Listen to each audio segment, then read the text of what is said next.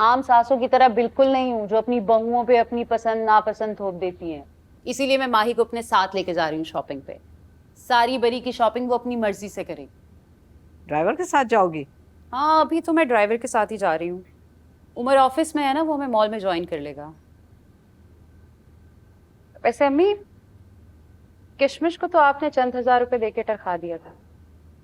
बरी का सूट भी उसने अपनी ही जेब से खरीदा था। अल्लाह बख्शे, जब तक मेरी सास हयात थी वो अपनी पहनावनी में कागज के वजन के टॉप्स और किशमिश को सलामी में दी हुई छिलके जैसी अंगूठी के ताने देती रही। याद है ना अब्बा? लेकिन अब जमाना बदल गया है। भाभी बेगम और भाई मियां से कहिएगा कि उमर की शॉपिंग में कोई कसर नहीं छोड़नी, कहीं कंजूसी नहीं करनी। ये ना हो 1-2 लाख हाथ में पकड़ा के जान छुड़ा ले। दुल्हन का तो फिर भी सामान सस्ते में आता है, दूल्हे की तो शेरवानी ही 2-3 लाख से कम में नहीं बनती। भाई मियां से कहिएगा कि उमर को साथ ले जाके ना उसकी शॉपिंग कराएं, उसकी पसंद से। खुदा का खौफ करो सलीका, 2 तोले के टॉप्स और अंगूठी दी थी मैंने तुम्हारी सास को, और वो जलाल की अंगूठी जिसे तुम छिलका कह रही हो, कभी उसका जाके वजन करवा के देखो कि वो कितने तोले की थी। जो भी है, मेरे इकलौते बेटे की शादी है।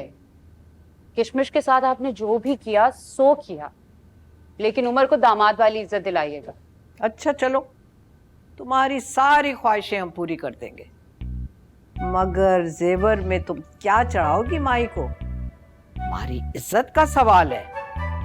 माई को सोने की दर्जन चूड़ियां तो तुम चढ़वाओगी, 2 सोने के सेट भी होंगे। भाई मैं तो कहती हूँ कि अगर टीका नथ और झूमर भी सोने का बनवा लो तो अच्छा रहेगा, तुम्हारी ही इज्जत बड़ी होगी। और आखिर उमर अकलौता बेटा है। माही नजर नहीं आ रही, देर हो रही है।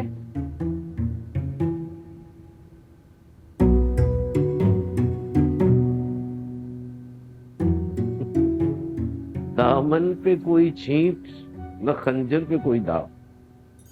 तुम कत्ल करो हो कि करामात करो हो। ए हटे।